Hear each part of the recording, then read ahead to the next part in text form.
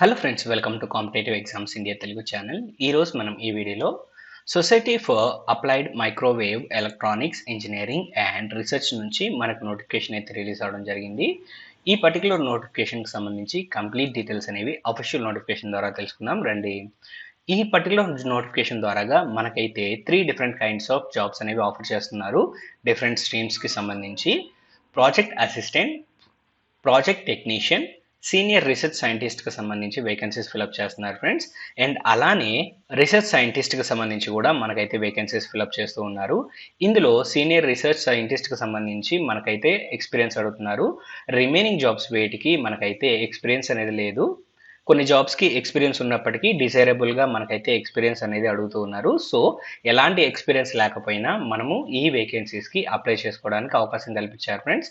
And అలానే ఈ నోటిఫికేషన్కి మనము అప్లై చేసుకోవాలి అన్నట్లయితే ఐటీఐ పాస్ అయినా సరిపోతుంది, లేదా డిప్లొమో, లేదా నార్మల్ బ్యాచిలర్స్ డిగ్రీ, లేదా బీఈ లేదా బీటెక్ లాంటి కోర్సెస్ కంప్లీట్ చేసుకున్నా కానీ మనం ఈ జాబ్స్కి అప్లై చేసుకోవడానికి అవకాశం కల్పించారు. సో ఎక్కడ స్కిప్ చేయకుండా మీరు చివరి వరకు చూసినట్లయితే మీకు కంప్లీట్ ఇన్ఫర్మేషన్ అనేది అందుతుంది. సో చివరి వరకు వీడియో అనేది చూడండి. నోటిఫికేషన్ డీటెయిల్స్లోకి వెళ్ళే ముందు ఒక చిన్న రిక్వెస్ట్ ఫ్రెండ్స్, మన ఛానల్లో మన ఫ్రెండ్స్ వీడియోస్ చూస్తున్నారు కానీ ఎవరు మన ఛానల్ని సబ్స్క్రైబ్ చేసుకోవడం లేదు అండ్ అలానే వీడియోకి లైక్ ఇవ్వడం లేదు.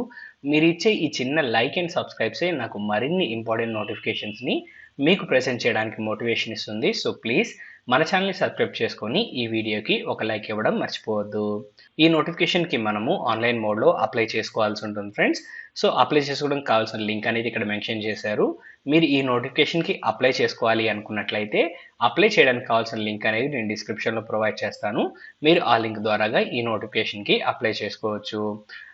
మనము మన అప్లికేషన్స్ అనేవి 16th of January 2024 లోపు అయితే మనం అప్లై చేసుకోవాల్సి ఉంటుంది ఫ్రెండ్స్. సో ఈ పాయింట్ అనేది గమనించాలి. అండ్ నెక్స్ట్ మనం ఇక్కడ చూసినట్లయితే సీనియర్ రీసెర్చ్ సైంటిస్ట్కి సంబంధించి వేకెన్సీస్ డీటెయిల్స్ ఇచ్చారు.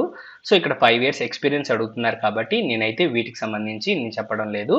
రిమైనింగ్ జాబ్స్కి సంబంధించి కంప్లీట్ డీటెయిల్స్ అయితే మీకు ప్రొవైడ్ చేస్తాను ఫ్రెండ్స్. సో రీసెర్చ్ సైంటిస్ట్కి సంబంధించి మనం వేకెన్సీస్ గమనించినట్లయితే మనకి ఎలక్ట్రానిక్ స్ట్రీమ్కి సంబంధించి మనకు వేకెన్సీస్ ఫిలప్ చేస్తున్నారు. ఈ జాబ్కి మనము bachelors degree in engineering or else bachelors degree in technology complete చేసుకొని ఉండాలి, లేదా masters degree in engineering or technology మనం కంప్లీట్ చేసుకుని ఉండాలి ఫ్రెండ్స్. ఎలక్ట్రానిక్స్ అండ్ టెలికమ్యూనికేషన్ స్ట్రీమ్కి సంబంధించి, లేదా ఎలక్ట్రానిక్స్కి, లేదా ఇన్స్ట్రుమెంటేషన్ అండ్ కంట్రోల్స్, లేదా microwave or masters in electronics మనం కంప్లీట్ చేసుకున్నట్లయితే 55% తోటి రికగ్నైజ్డ్ యూనివర్సిటీస్ ద్వారాగా మనం ఈ జాబ్కి అప్లై చేసుకోవచ్చు. అండ్ అలానే ఫిజిక్స్కి సంబంధించి కూడా మనకి ఇక్కడ వేకెన్సీస్ ఫిలప్ చేస్తున్నారు. రీసెర్చ్ సైంటిస్ట్కి సంబంధించి ఈ జాబ్కి మనం మాస్టర్స్ డిగ్రీ ఇన్ సైన్స్ అనేది కంప్లీట్ చేసుకోవాలి. ఫిజిక్స్ అనేది మనం చదువుకుని ఉండాలి ఫ్రెండ్స్. అంటే ఎంఎస్సి ఫిజిక్స్ లాంటి కోర్సెస్ అనేవి మనం కంప్లీట్ చేసుకుని ఉన్నట్లయితే మనం అప్లై చేసుకోవచ్చు.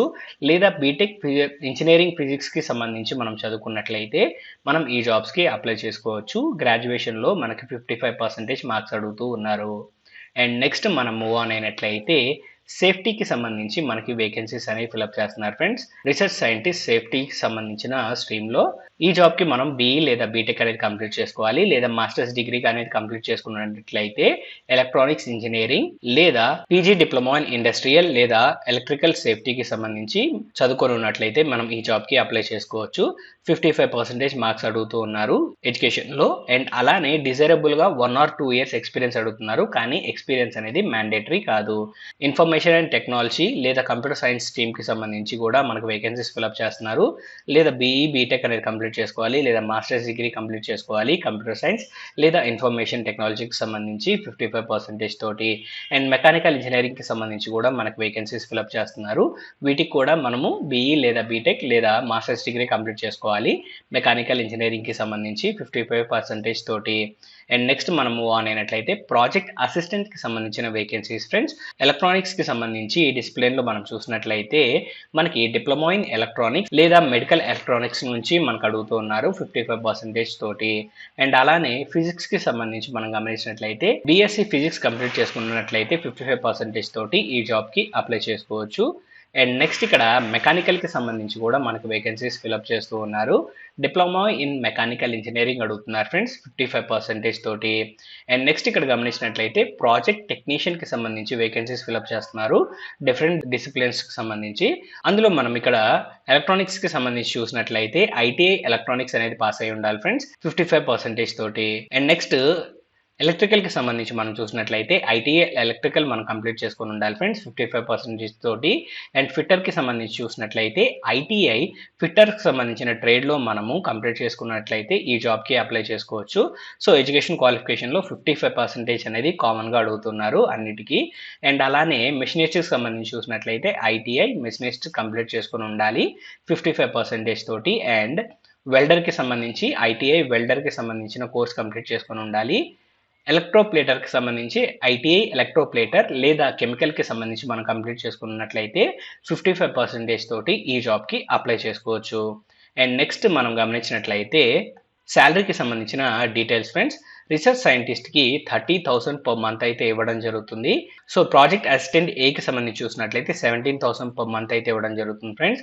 సో ఇక్కడ బి అండ్ సి అని కనిపిస్తున్నాయి కదా, ఇవి ఎక్స్పీరియన్స్ ఉన్నట్లయితే ఎక్స్పీరియన్స్ ఉన్న క్యాండిడేట్స్కి శాలరీ ఎంత ఇస్తారనేది ఇక్కడ మెన్షన్ చేశారు. సో 3 ఇయర్స్ కన్నా ఎక్కువ ఉన్నట్లయితే 21,000, 8 ఇయర్స్ కన్నా ఎక్కువ ఉన్నట్లయితే 27,000 ఇవ్వడం జరుగుతుంది పర్ మంత్ శాలరీ అనేది ప్రాజెక్ట్ అసిస్టెంట్కి. ప్రాజెక్ట్ టెక్నీషియన్కి అయితే 15,100 రూపీస్ పర్ మంత్ ఇస్తారు. 3 ఇయర్స్ కన్నా ఎక్కువ ఎక్స్పీరియన్స్ ఉంటే 19,100, 8 ఇయర్స్ కన్నా ఎక్స్పీరియన్స్ ఎక్కువ ఉన్నట్లయితే 23,600 రూపీస్ వరకు మనకైతే ఇక్కడ శాలరీ ఇవ్వడం జరుగుతుంది. అప్పర్ ఏజ్ లిమిట్ చూసినట్లయితే రీసెర్చ్ సైంటిస్ట్కి మనకి 30 ఇయర్స్ ఫ్రెండ్స్, ప్రాజెక్ట్ అసిస్టెంట్కి 25 ఇయర్స్. అండ్ అలానే ప్రాజెక్ట్ టెక్నీషియన్స్కి కూడా ప్రాజెక్ట్ అసిస్టెంట్ బి లేదా ప్రాజెక్ట్ టెక్నీషియన్ బికి 35 years. And project assistant C and project technician సికి సంబంధించి 35 ఇయర్స్ అనేది ఇక్కడ మనకైతే అప్పర్ ఏజ్ లిమిట్ ఇవ్వడం జరిగింది. అండ్ ఇక్కడ మనం గమనించాల్సింది ఏంటి అన్నట్లయితే ఈ జాబ్స్ అనేవి temporary jobs friends. 2 years contract basis పైన మనకైతే తీసుకోవడం జరుగుతుంది. సో కాంట్రాక్ట్ బేసిస్ పైన వర్క్ చేయడానికి విల్లింగ్గా ఉన్నట్లయితే ఈ జాబ్కి అప్లై చేసుకోవచ్చు. అండ్ నెక్స్ట్ ఇక్కడ మనం చూసినట్లయితే స్క్రీనింగ్ టెస్ట్కి సంబంధించి మనకైతే డీటెయిల్స్ ఇచ్చారు ఫ్రెండ్స్. సో అప్లై చేసుకున్న క్యాండిడేట్స్కి ఇక్కడ రిటర్న్ ఎగ్జామినేషన్ అనేది కండక్ట్ చేయడం జరుగుతుంది. రిటర్న్ ఎగ్జామినేషన్లో క్వాలిఫై అయిన క్యాండిడేట్స్ ఎవరైతే ఉంటారో వారిని document verification and remaining procedures ద్వారాగా ఇక్కడైతే రిక్రూట్ చేసుకోవడం జరుగుతుంది. అండ్ నెక్స్ట్ మనం మూవ్ ఆన్ అయినట్లయితే మనకి ఇక్కడ డాక్యుమెంట్స్కి సంబంధించి లిస్ట్ అయితే ఇచ్చారు ఫ్రెండ్స్. సో ఈ డాక్యుమెంట్స్ అన్ని మనమైతే ఇక్కడ ఇంటర్వ్యూకి అటెండ్ అయ్యేటప్పుడు అంటే రిటర్న్ ఎగ్జామినేషన్ తర్వాత ఇంటర్వ్యూకి అటెండ్ అవుతాం కదా, అప్పుడు ఈ లిస్ట్లో మెన్షన్ చేసిన డాక్యుమెంట్స్ అన్ని మనమైతే తీసుకొని వెళ్లాల్సి ఉంటుంది. అండ్ నెక్స్ట్ మనం మూవ్ ఆన్ అయినట్లయితే మనకి జనరల్ కండిషన్స్ ఫ్రెండ్స్. సో ఈ పర్టికులర్ నోటిఫికేషన్కి ఓన్లీ ఆన్లైన్ మోడ్లోనే అప్లై చేయాల్సి ఉంటుంది. అప్లై చేసేటప్పుడు వర్కింగ్ కండిషన్లో ఉన్న email ID, phone number and అలానే recent passport size photograph, signature and అలానే మన డాక్యుమెంట్ ఎడ్యుకేషన్ క్వాలిఫికేషన్ సంబంధించిన డాక్యుమెంట్స్ ఏవైతే ఉంటాయో వాటికి సంబంధించి సాఫ్ట్ కాపీస్ అనేవి మెయింటైన్ చేయండి. అండ్ ఇక్కడ సెలక్షన్ ప్రొసీజర్కి సంబంధించి మరొకసారి మెన్షన్ చేశారు. అప్లై చేసుకున్న క్యాండిడేట్స్కి ఇక్కడ రిటర్న్ టెస్ట్ లేదా స్కిల్ టెస్ట్ ద్వారాగా క్యాండిడేట్స్ని సెలెక్ట్ చేసి మనకైతే ఇక్కడ డాక్యుమెంట్ వెరిఫికేషన్ అండ్ ఇంటర్వ్యూ ద్వారాగా క్యాండిడేట్స్ని సెలెక్ట్ చేసుకోవడం జరుగుతుంది. అండ్ ఫర్దర్గా మనం మూవ్ ఆన్ అయినట్లయితే ఈ నోటిఫికేషన్కి ఓన్లీ ఇండియన్ సిటిజన్స్ మాత్రమే అప్లై చేయాలి. That means AP and Telangana candidates ఎవరైనా కానీ అప్లై చేసుకోవచ్చు. అండ్ ఇక్కడ అప్లికేషన్ ఫీజుకి సంబంధించి డీటెయిల్స్ ఎక్కడ మెన్షన్ చేయలేదు ఫ్రెండ్స్. దట్ మీన్స్ ఇక్కడ అప్లికేషన్ ఫీజు లేనట్లే. మీ ఈ నోటిఫికేషన్కి మీరు అప్లై చేసుకోవాలి అన్నట్లయితే అప్లై చేయడానికి కావాల్సిన లింక్ అనేవి డిస్క్రిప్షన్లో ఉంటాయి. ఆ లింక్స్ ద్వారాగా మీరు ఈ నోటిఫికేషన్కి అప్లై చేసుకోవచ్చు. ఈ నోటిఫికేషన్ సంబంధించి కంప్లీట్ డీటెయిల్స్ అనేవి మీకు అందాయని ఆశిస్తున్నాం ఫ్రెండ్స్.